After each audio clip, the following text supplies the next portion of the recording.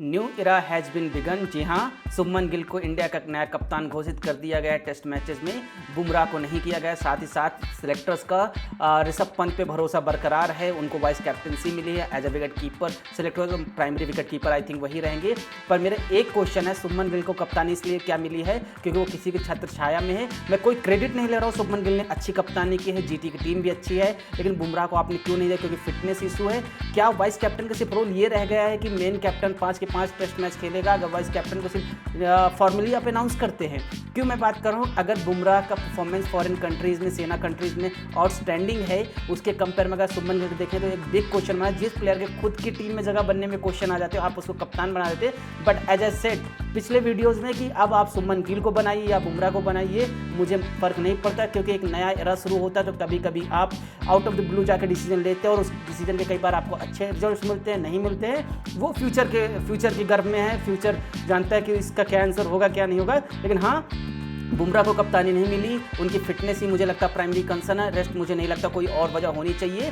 तो बिना देरी के चलिए पहले टीम देख लेते हैं। और एक जो नया एरा की बात हुई है, ये पहली वो श्रृंखला बनेगी जो WTC फाइनल के इंक्लूड होगी, अवे है इंडिया के लिए, और 5 टेस्ट मैच होने वाले हैं, उसके लिए टीम अनाउंस हो गई। तो पहले चलिए देख लेते हैं इस टीम में कौन कौन सा प्लेयर सिलेक्ट हुए हैं। टीम में अगर आप देखेंगे तो Shubman Gill as a captain, Rishabh Pant as a vice captain, Yashasvi Jaiswal, KL Rahul, Sai Sudharsan, Abhimanyu Easwaran, Karun Nair, Nitish Reddy, Ravindra Jadeja, Dhruv Jurel, Washington Sundar, Shardul Thakur, Jasprit Bumrah, Mohammad Siraj, प्रसिद्ध कृष्णा, आकाशदीप, अर्शदीप सिंह, कुलदीप यादव। और यहाँ पे एक नाम मिसिंग है जो आपको सरप्राइज कर सकता है, मोहम्मद शमी।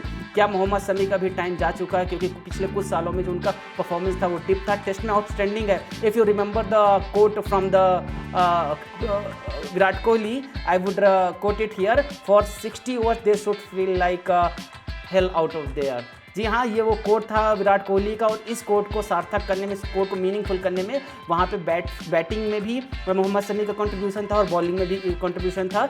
तो कहीं ना कहीं एक एरा खत्म हुआ है। विराट कोहली आपके गए हैं, रोहित शर्मा गए हैं, कहीं ना कहीं मुझे लगता है Mohammed Shami is going to follow that path and R Ashwin. Jadeja भी बाकी हैं, क्यों बाकी हैं वो आपको पता है, I don't need to say anything. तो ये टीम सेलेक्ट हुई है, कहीं ना कहीं मुझे लगता है कुछ पॉलिटिक्स है इसमें।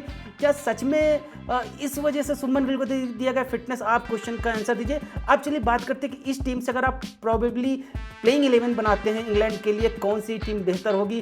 क्या इस टीम में वो पोटेंशियल है जो बीट कर सकती है? आई वुड से ऑस्ट्रेलिया की अगर टीम आप देखेंगे और इंग्लैंड की टीम देखेंगे तो ज़मीन आसमान का अंतर, माने या ना माने। भले ही ये बज बॉल खेलते हो, कितना भी फॉर्म में हो, लेकिन इनकी बॉलिंग हमेशा हल्की रहती है। तो चलिए एक टीम बनाते हैं। क्या इस टीम से कितनी स्ट्रॉन्ग टीम हम बना सकते हैं? तो मेरी जो पसंद की प्लेइंग 11 होगी, आप इस सिचुएशन के हिसाब से 1-2 प्लेयर इन आउट कर सकते हैं। तो प्लेइंग 11 का आप देखते हैं, यशस्वी जायसवाल, KL राहुल अपने ओपनिंग करेंगे, साई सुदर्शन को मैं नंबर 3 पे रखूंगा, Shubman Gill as a captain है तो नंबर 4 पे यहाँ पर जाना चाहिए, Rishabh Pant as a wicket keeper batsman number 5 पे, रवींद्र जडेजा, शार्दुल ठाकुर और नीतीश रेड्डी में आप टॉसअप कर सकते हैं, सिचुएशन के हिसाब से आप खिला सकते हैं। जसप्रीत बुमराह, मोहम्मद सिराज / प्रसिद्ध कृष्णा, आप जिसको चाहे इसको ले सकते हैं, अर्शदीप सिंह एंड कुलदीप यादव। मैं एक स्पेशलिस्ट स्पिनर को रखना चाहूँगा। आप कितना भी कहें कि रवींद्र जडेजा है उससे काम चल जाएगा, but you need a finger spinner, mystery spinner, क्योंकि कई बार ये ट्रिक काम कर जाती है। तो ये रही मेरी प्रोबेबली जो बेस्ट मुझे लगता है कि इंडिया टीम को जाना चाहिए। साथ ही साथ बहुत सारे क्वेश्चन खड़े हो गए हैं कि क्या आपको लगता है बुमराह के साथ गलत हुआ है? क्या आप कसीदे पढ़ी जा रही हैं? अजीत अगरकर ने कहा कि जो विराट कोहली, रोहित शर्मा के शू हैं उनको फिल करना बहुत मुश्किल है। क्या आपको पहले नहीं पता जब आप रोल बना रहे थे कि फैमिली नहीं जाएगी टूर्नामेंट में, फॉरेन कंट्रीज़ में अगर मोर देन 45 डेज होगा तभी स्टे करेंगे, लेस देन में नहीं स्टे करेंगे? अरे भाई, तब आपने नहीं सोचा, अब आप सोच के क्या फ़ायदा? क्योंकि वो कहते नहीं, अब पछताए क्या हो जब चुड़िया चुंग गई खेत। तो ये टीम थी, ब्रेकिंग न्यूज़ थी, Shubman Gill is not captain and don't be surprise अगर 2027 के वर्ल्ड कप से पहले रोहित शर्मा का भी रिटायरमेंट आ जाए और शुभमन गिल वहाँ पे कप्तानी करते हुए दिख जाए। क्योंकि इंडियन क्रिकेट में ये चीज़ होती है, पॉलिटिक्स बहुत होती है। दे डोंट वांट कि someone else become the superior than selector, क्योंकि ये जो बोर्ड चलता है ना, मानिए न मानिए, पॉलिटिशियंस के थ्रू रन किया जाता है, उनको ये चीज़ बहुत अच्छे से आती है। तो something is happening. 18 player select हुए, मैंने अपनी प्रोबेबली 11 बता दी है।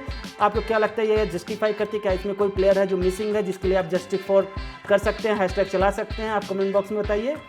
और क्या लगता है, क्या ये टीम इंग्लैंड में जाकर कुछ कारनामे कर सकते हैं? मैं बस इतना ही कहूँगा, ये team definitely going to do something better than what they in Australia, because Australia की बॉलिंग और इस टीम का जो एक नया पावर है, नया एनर्जी है, कई बार होते हैं ना कर गुजरने की चाह में सरहदें पार कर जाते हैं, तो वैसा ही कुछ यहाँ पे हो सकता है।